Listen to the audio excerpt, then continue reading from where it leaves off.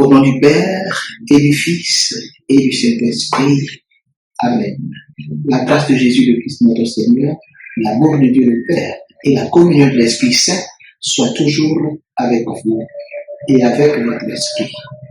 Auditeurs et auditrices de Parole de Dieu quotidienne, bonjour. Merci pour votre fidélité et votre soutien remarquable dans l'annonce de l'Évangile.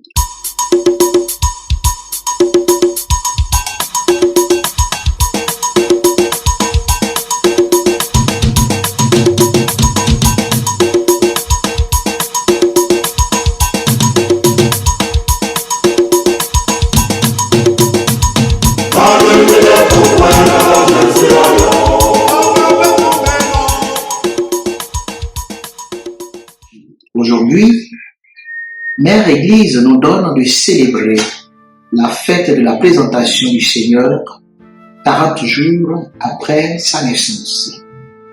En effet, Marie et Joseph portèrent l'enfant Dieu au temple afin de le présenter au Seigneur selon la loi de Moïse.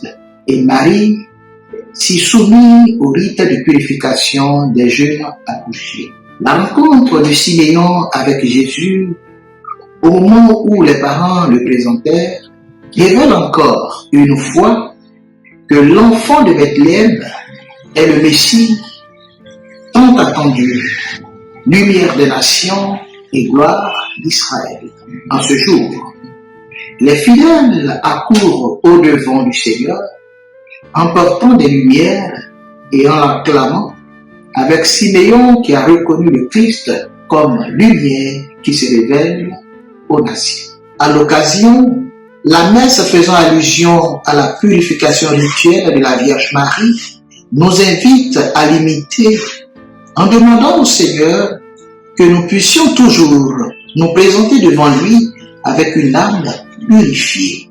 De même, la procession des lumières fait une démarche festive et communautaire de notre entrée dans la maison de Dieu, où nous rencontrons le Christ dans la fraction du pain, en attendant sa venue dans la gloire. Aussi, la fête de la présentation du Seigneur au temple préfigure brièvement les événements de la Semaine Sainte, mais aussi les cérémonies par lesquelles les chrétiens revivront ces événements une fois purifiés par l'entraînement quadragésimal.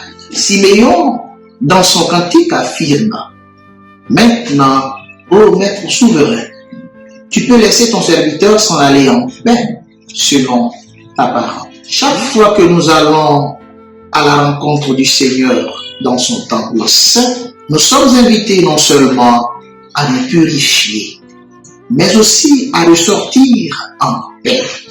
Bien vrai que la paix est l'absence de guerre et du chaos, c'est aussi le signe d'une relation harmonieuse avec Dieu, avec le Christ et avec le prochain. En ce jour dédié à la vie consacrée, demandons au Seigneur la grâce d'une consécration totale à lui, qui nous aide à rechercher sans cesse la purification de nos âmes, à entretenir une relation intime avec lui, pour que sa paix habite en nous et transforme toute notre existence. Ici, nous vivrons en paix avec le Christ et avec nos frères et sœurs, en étant les reflets de la lumière qui éclaire toutes les nations.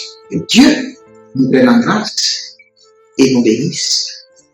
Au nom du Père et du Fils et du Saint-Esprit.